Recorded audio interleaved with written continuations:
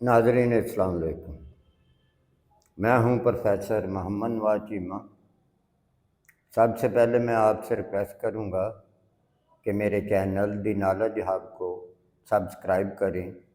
और आज हम बात करेंगे कि पाकिस्तान में कितने मार्शल लॉ लगे और कहाँ से ये सिलसिला शुरू हुआ और कौन आदमी था इसके पीछे जिसने ये एक नया काम किया और उसके बाद जमहूरी जो गवर्नमेंट थी उसको घर भेज दिया और उसके बाद मार्शल लॉ लगा पहला और कौन था लगाने वाला। मैं आपसे रिक्वेस्ट करूंगा कि ये सारी वीडियो को शुरू से ले के आखिर तक इसको सुने और अपने इल्म में इजाफा करें। ये 4 पार्ट पर जो है मुश्तमिल है। आज हम डिस्कस करेंगे कि पहला मार्शल लॉ पाकिस्तान में कैसे आया और इसके पीछे कौन कौन से लोग थे और जब उन्होंने एक ऐसी मिसाल कायम की कि वो आज तक ख़त्म ही नहीं हो रहा और आज तक 4 मार्शल लॉ लग चुके हैं और आने वाले वक्त में क्या होगा मैं इसके बारे में कुछ नहीं कहना चाहता।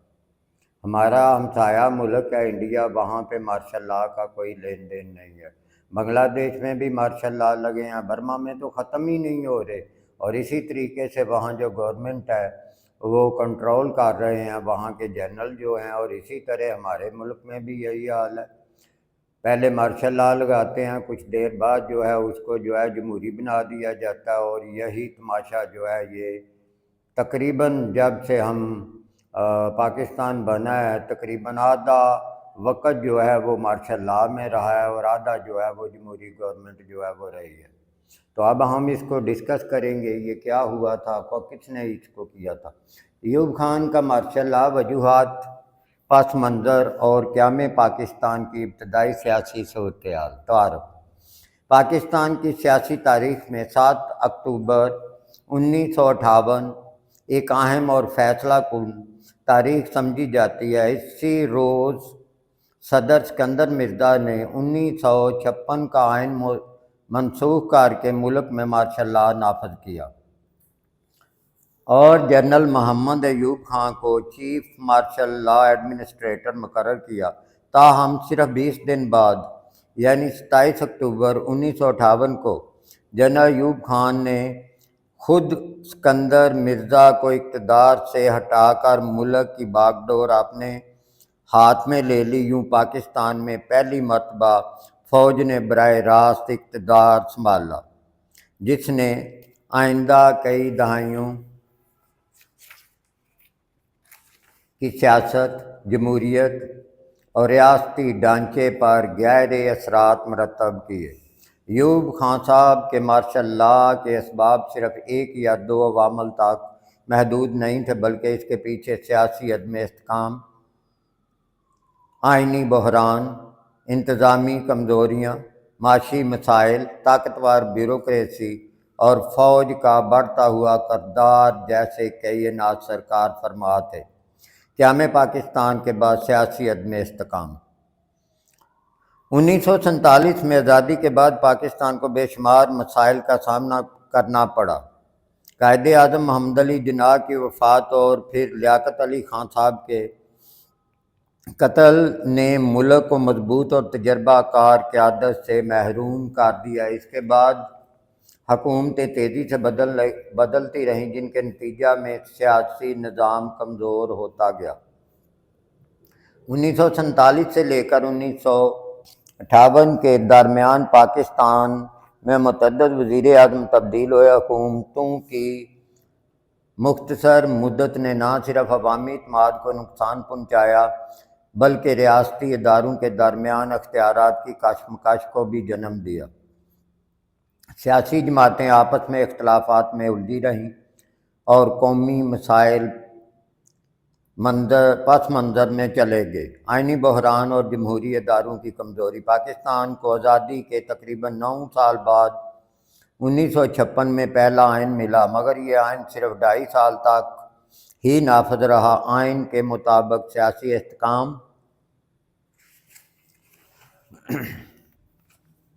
पैदा ना हो सका, क्योंकि हुक्मरान طبقہ جمہوری روایات کو مضبوط بنانے میں ناکام رہا۔ گورنر جنرل اور بعد ازاں صدر کے اختیارات غیر معمولی حد تک وسیع، منتخب حکومتوں کو برطرف کرنا ایک معمول بنتا جا رہا تھا۔ اس صورتحال نے پارلیمنٹ، سیاسی جماعتوں اور سیاسی اداروں کو مضبوط کرنے کی بجائے کمزور کر دیا، جس سے عوام میں یہ تاثر پیدا ہوا کہ جمہوری نظام ملک کو مضبوط کرنے میں ناکام ہو رہا ہے۔ بار بار حکومتوں کی تبدیلی۔ 1951 سے 1958 تک پاکستان میں کئی وزیر اعظم تبدیل ہوئے۔ کسی گورنمنٹ کو اتنا وقت نہیں ملا کہ وہ اپنی معاشی یا سیاسی پالیسیاں مکمل طور پر نافذ کر سکے۔ ہر نئی حکومت اپنے پیش رو کی پالیسیوں کو تبدیل کر دیتی، جس سے ریاستی معاملات میں تسلسل قائم نہ ہو سکا اور وہ ختم ہو گیا۔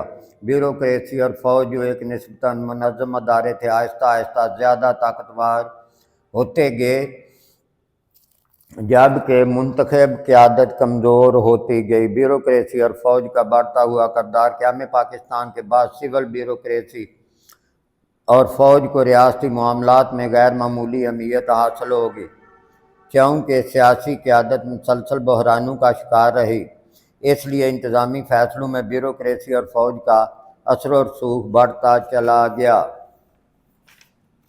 جنرل ایوب خان صاحب نے 1951 میں پاکستان کے پہلے مقامی کمانڈر ان چیف بنے۔ بعد ازاں انہیں وزیر دفاع کا اضافی عہدہ بھی دے دیا گیا، جو اس بات کی علامت تھی کہ فوج محض دفاعی ادارہ نہیں رہی بلکہ ریاستی پالیسی سازی میں بھی نمایاں کردار ادا کرنے لگی تھی۔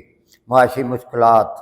اگرچہ ابتدائی برسوں میں پاکستان نے کچھ معاشی کامیابیاں حاصل کی، لیکن مجموعی طور پر ملک میں بے روزگاری، صنعتی پسماندگی، زرعی مسائل اور محدود وسائل جیسے چیلنجز کا سامنا رہا۔ مہنگائی اور ترقی کی سست رفتار سے عوام میں بے چینی بڑھ رہی تھی۔ سیاسی عدم استحکام نے سرمایہ کاری کو بھی متاثر کیا، جس کے بعد حکومتیں عوامی مسائل مؤثر انداز میں حل نہ کر سکیں۔ مشرقی اور مغربی پاکستان کے درمیان اختلافات۔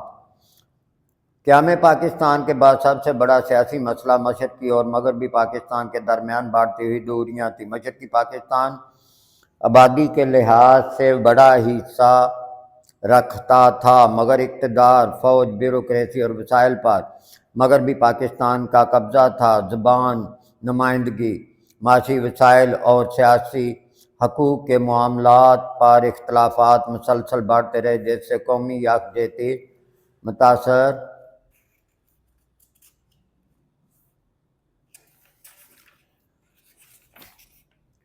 ہوئی۔ سرد جنگ اور بین الاقوامی عوامل۔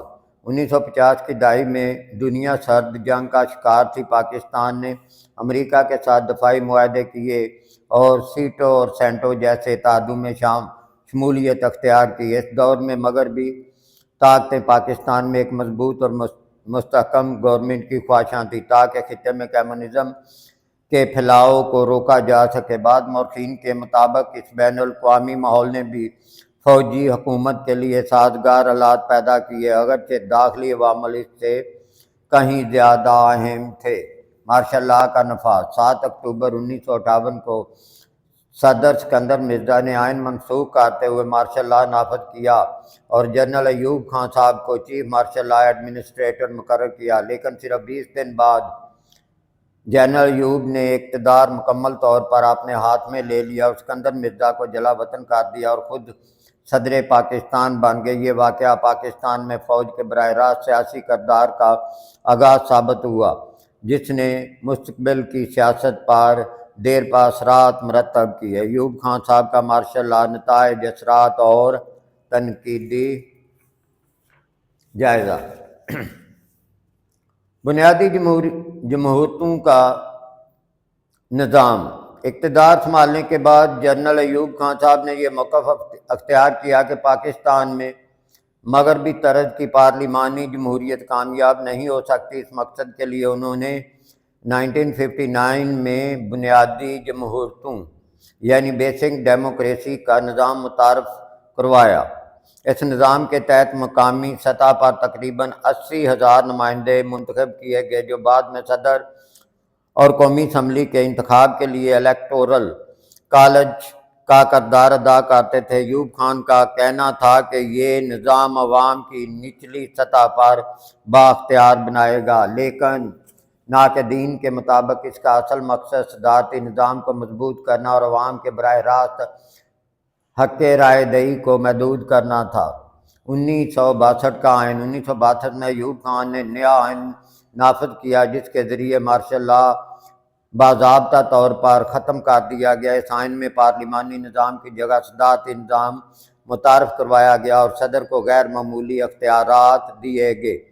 اگرچہ آئین نے بعض ریاستی اداروں کو منظم کیا، لیکن اختیارات کا زیادہ تر ارتکاز صدر کے پاس رہا، جس کی وجہ سے جمہوری ادارے مضبوط نہ ہو سکے۔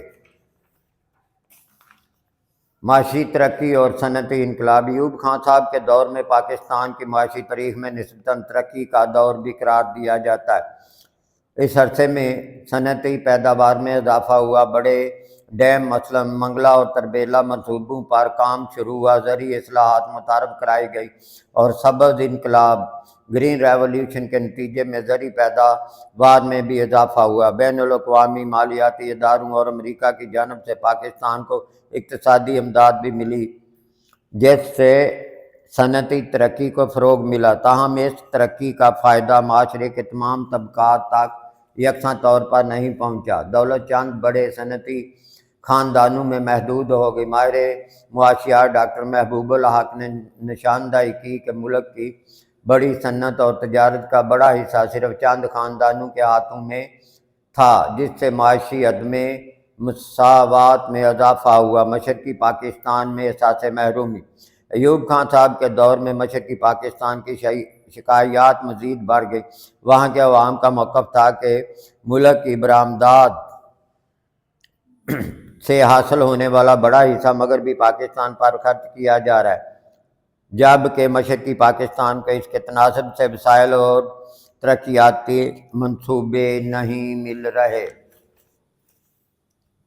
سیاسی نمائندگی، معاشی تقسیم اور سیاسی سرکاری ملازمتوں میں عدم تعاون نے بنگالی عوام میں احساس محرومی کو مزید گہرا کیا۔ بعد کے برسوں میں یہی عوامل سقوط ڈھاکہ کی بنیادی وجوہات میں شامل تھے۔ 1965 کی پاک بھارت جنگ 1965 میں پاکستان اور بھارت کے درمیان جنگ ہوئی۔ اگرچہ پاکستانی افواج نے بہادری کا مظاہرہ کیا، لیکن جنگ کے بعد تاشکند معاہدہ ہوا، جس پر ملک کے اندر شدید سیاسی اختلافات پیدا ہوئے۔ ذوالفقار علی بھٹو نے اس معاہدے پر اختلافات کرتے ہوئے حکومت سے علیحدگی اختیار کی اور بعد ازاں عوامی تحریک شروع کی، جس نے ایوب گورنمنٹ کی مقبولیت کو نمایاں طور پر متاثر کیا۔ عوامی احتجاج اور اقتدار کا خاتمہ 1978 اور 1968 سے اور 1969 میں طلبہ، مزدوروں، وکلاء اور اپوزیشن جماعتوں نے ایوب خان کے خلاف ملک گیر احتجاجی تحریک شروع کر دی۔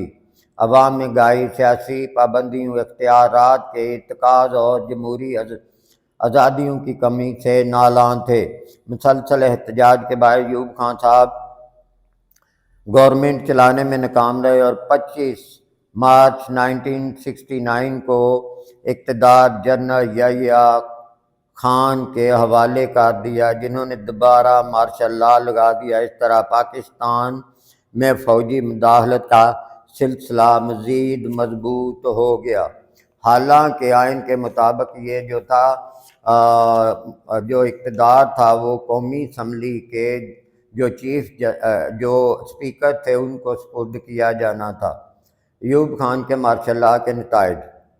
ایوب خان کے مارشل لا کے چند مثبت اور متعدد منفی نتائج سامنے آئے۔ صنعتی اور زرعی ترقی میں نمایاں اضافہ ہوا، انفراسٹرکچر، شاہراہوں اور آبی منصوبوں پر کام کیا گیا، سرکاری نظم و نسق میں وقتی بہتری آئی۔ پاکستان کی معیشت کو بین الاقوامی سطح پر ایک ابھرتی ہوئی معیشت کے طور پہ دیکھا جانے لگا۔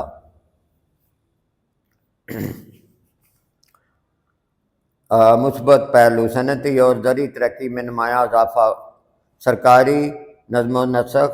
منفی پہلو: جمہوری عمل اور آئینی تسلسل ٹوٹ گیا، فوج کا سیاست میں کردار مستقل طور پر مضبوط ہوا، مشرقی پاکستان میں احساس محرومی میں اضافہ ہوا، دولت کی غیر مساوی تقسیم میں معاشرتی فرق کو بڑھایا، مستقبل میں بار بار مارشل لا لگنے کی روایت قائم ہوئی۔ میرے بھائیوں، آج اتنا ہی، اور اس کے بعد جو ہے وہ دوسرا مارشل لا جو کہ جنرل یحییٰ خان صاحب کا تھا، اس کے بعد اس پر ہم ڈسکس کریں گے۔ مہربانی کر کے اگلی ویڈیو کا انتظار کریں۔ Thank you very much.